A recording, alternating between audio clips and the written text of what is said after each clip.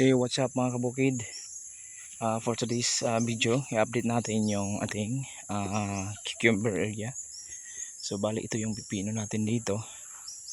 So as you can see, ilang araw pa lang yan. So 2 linggo pa lang to. Napaka healthy ng ano natin, mga cucumber, mga pipino. Yan po. So napaka gaganda yung ano niya, tubo. So yung ginawa natin dito mga kabukid, bali direct seeding to. Naalala nyo yung pag-transplant natin.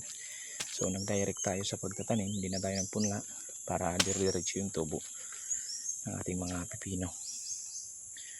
Then nag-start na tayo maglagay ng trellis.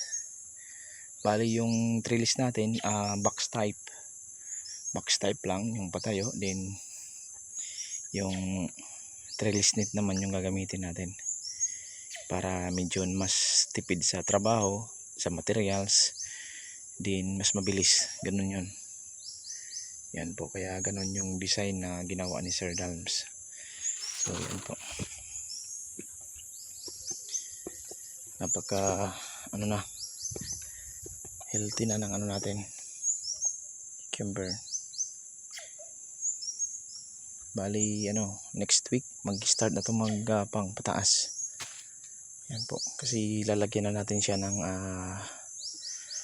patuo, paabono o pakain pang 3 bisis ng pag-abono ang gagawin natin dito.